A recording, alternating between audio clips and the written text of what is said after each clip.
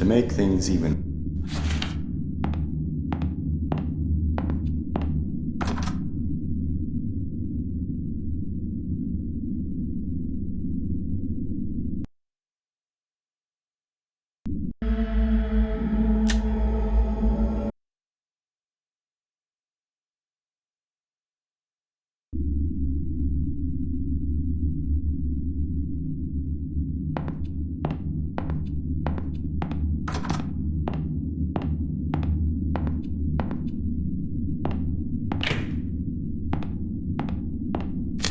There are a lot of strange things I've seen around this place. For instance, the fireplace that isn't even a real fireplace.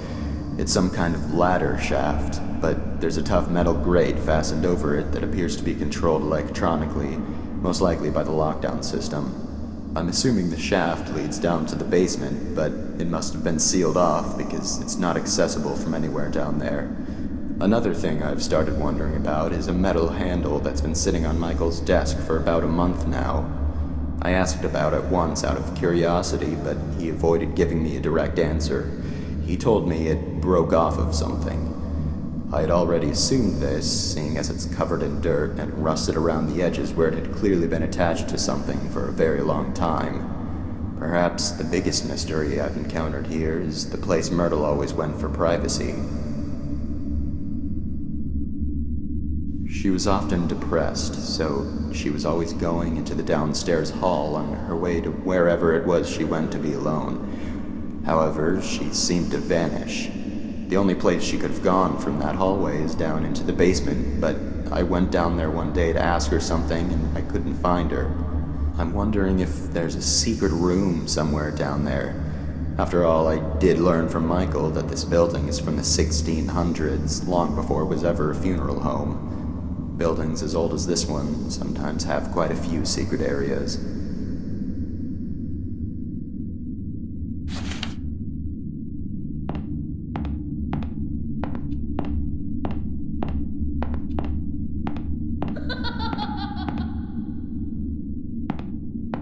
They still haven't buried them. Sullivan has been lying in his coffin now for 2 days, and Myrtle for 3. Because Conrad refused to touch Myrtle's coffin after her funeral, it had to be put aside so Sullivan could have his. Conrad still simply doesn't want to have anything to do with the burial of either of them, even if all he's doing is preparing a future grave without actually touching the coffins. I'm starting to wonder if he had some type of unpleasant encounter with Myrtle and Sullivan's coffins, or he heard some absurd rumor about their corpses. What's sad is that Myrtle and Sullivan don't have relatives who care enough about their burials to actually do something about this. Michael was embarrassed to have to tell all the relatives and friends that the actual burials couldn't be held yet. Even so, none of them objected. Maybe they just didn't see a point in doing so, considering the person they would be doing it for is already gone. I don't know. As far as feeling nervous around coffins, I do get a strange...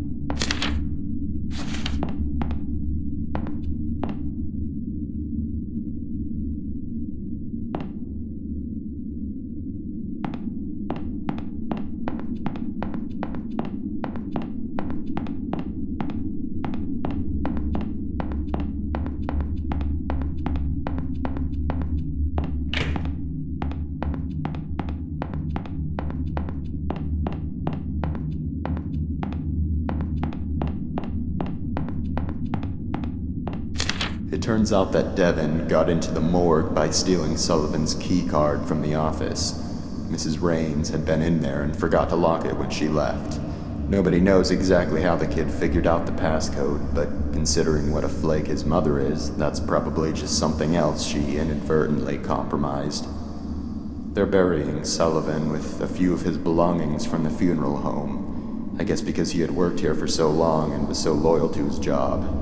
Michael revealed that one of those belongings is Sullivan's key card. Of course, they would need to deactivate it from the system to avoid any breaches and the chance that it was stolen, but then again, Mrs. Raines would be the one who would do that. I discovered earlier today that Devon had stolen the system lock override key as well and hidden it somewhere in the building. This has got to be the most troublesome, ill-behaved kid I have ever encountered.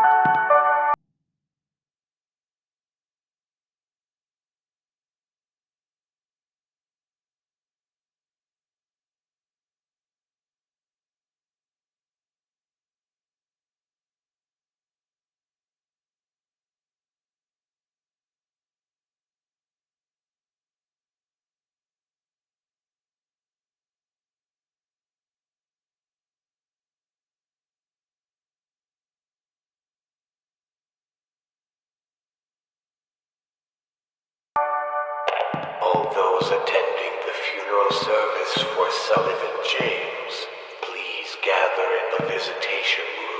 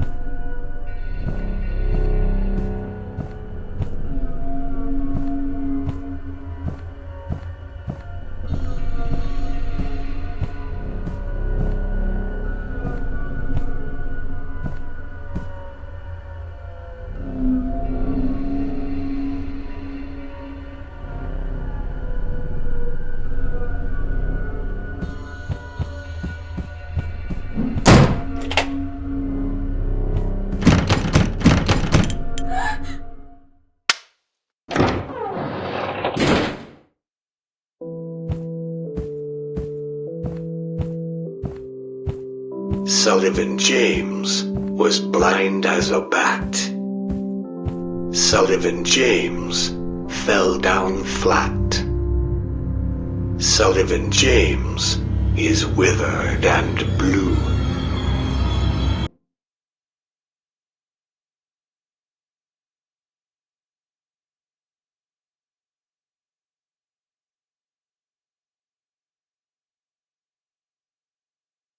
Sullivan James is coming for you.